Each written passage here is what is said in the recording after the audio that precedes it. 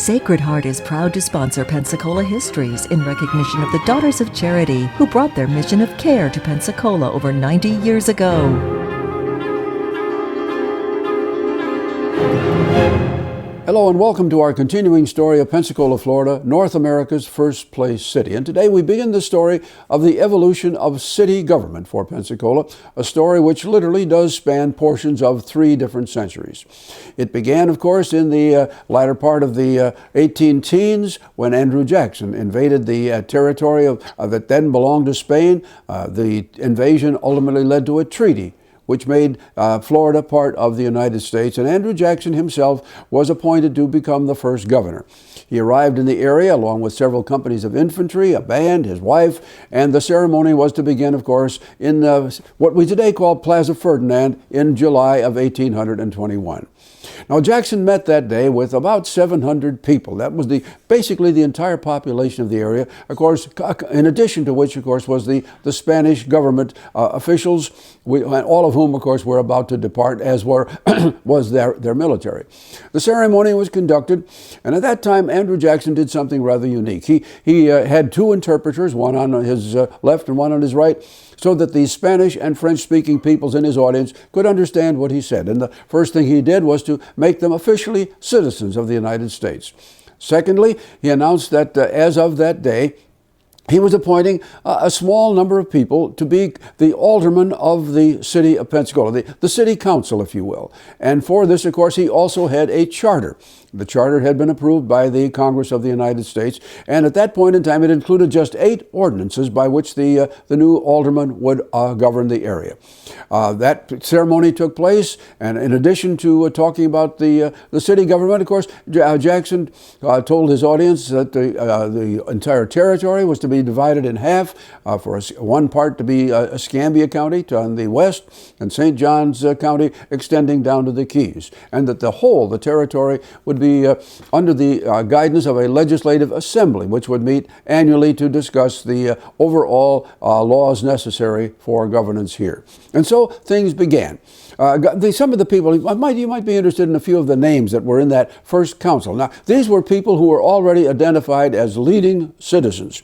And the man chosen first was George Bowie. George Bowie was the first mayor of the city. In addition to that, we had William Burnett, Henry Machelet, John Kaiser, George Fisher, John Innerarity, and Dr. John Brosenham. And these were the first men to govern. And of course, the citizens to whom this was addressed, these 700 people, were going through something brand new, because they had never been part of a community in which there was that form of governance. Previously, it had been done by a governor and a small council of his own, appointed by the king or the viceroy, and as a consequence, this was all new to them. And when Jackson told them that this council was going to serve for the next 9 months, and then that in the following April, all of the males would have an opportunity to vote, to choose to either keep this council in office or to choose new people. And of course, this was all very new to the people living in Pensacola at that time, but they got started. Now, among the other things that the council could do was to appoint a marshal. And the marshal, of course, was the peacekeeper. And the city government was going to take place, as was the office of the county commission. All of these people were to have as their headquarters the old building which had originally been called Government House, built by the Spanish way back in the middle of the 18th century. It had been improved by the British, enlarged further by the Spanish in recent times. Now this building down on the waterfront was the headquarters for city government, and so things began. Now, these folks, of course, were quickly joined by a number. These citizens were quickly joined by others who were coming in from outside. These were Americans, all of whom saw Florida as a new area of great opportunity. They foresaw land values rising, new businesses coming into play. All of these things were part of a dream, and people flooded in. And so, before we had gone many months, Pensacola had, in addition to its city council and the ongoing businesses that had been here, they had the arrival of some men who were lawyers, people who were going to help bring the new form of American law and jurisprudence into this area. And among those was a very interesting man by the name of Benjamin Drake Wright. And Mr. Wright became the foremost attorney of his time in this area. And actually he would be a leader of that sort for almost half a century. Then very quickly, Mr. Wright also took over and became the owner and editor and publisher of the newspaper, which he called the Advertiser and Gazette. And that paper itself would be the journal of the area for almost the next 50 years. Now, in addition to that, things began to change in terms of the economy. And in this, of course, the city council and the people of Pensacola were very fortunate, because it was at this exact time that President Monroe issued what we all have noted in our school books as the Monroe Doctrine, a warning to the French and the British that they were not welcome in the Western Hemisphere. And of course, to accompany the doctrine, the United States Congress and the Navy Department and the Coast Artillery Departments put forth a new plan, first of all, to build a Navy Yard out on the western tip of the area, and secondly, to protect that Navy Yard by the construction of a string of forts. Lewis Warrington came here as the first commandant for the Navy Yard, Captain William Chase to build the forts. And of course, all of this began to change the total economy of the area. Because to build the forts, both Chase and Warrington had to have supplies of key materials, particularly lumber and brick. And for this, I think we could honestly say they sponsored private businesses starting brick yards and lumber mills, most of which were up the Escambia River. The materials that were produced were brought down by small barges, which were propelled by what we believe were the first small tugboats that were brought here for that particular purpose. Well, now, all of this begins to develop over the first 10 years of the community. And as it does, a whole new vista comes in, because we're becoming Americanized. And by the time we've gone just a few years, many of the new people who have arrived here are saying, well, our number one need right now is to have access to the United States mail. We have to have the mail. And of course, the only way basically it could come at that particular time was by boat or by ship coming clear around the Keys into Pensacola. And that was much, much too slow. And so they began to promote through the territorial legislature and then through the United States Congress to have a mail packet service developed, which would bring the mail here. Now, it took a while, but finally they did indeed get a mail packet service by probably among the very first steam vessels that called at Pensacola. This packet service would originate in Mobile, would come to Pensacola every second day, and this was our mail service, and it worked. Now, at the same time, as we approach the year 1830, the local businesses were saying, now, there are other things that we have got to have here. We are operating in the wilderness because we are so cut off from the rest of the country. And one thing that we absolutely need is a bank. And the second thing we ought to be able to work on at least, is this brand new idea that is just being executed in the Northeast, and that is the construction of a railroad. And so beginning in the early part of the 1830s, a group of men, and by the way, Captain Chase, the engineer, was part of this, and they were led in by another gentleman named Walter Gregory, who had come here from the Alabama area. And these men proposed, first of all, to create a state bank, which of course had to have the agreement of the legislature. And that bank would not only serve the purposes of local of commerce, but that bank would be the conduit for bonds with which the funds would be raised, of course, to build the railroad. And all of this began to come together in the year 1832-33, and the first state bank was put in business down on Palafox Street.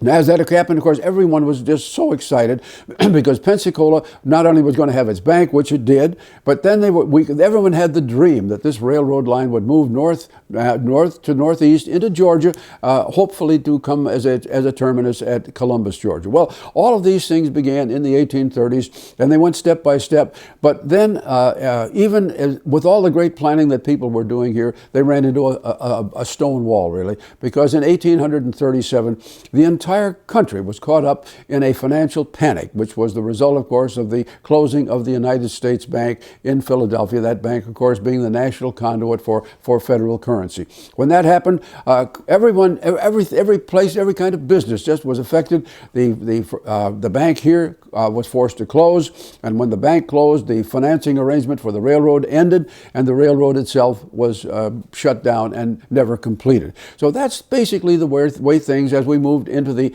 1840s. Now, in all of this, we are now moving through a time in which the entire nation is being caught up in the issues of states' rights, tariffs, and slavery. That isn't the purpose of this particular episode, but Florida was part of this. And so by the time we get into the middle 1830s, there was a movement afoot to make Florida make the transition from being a territory to become a state.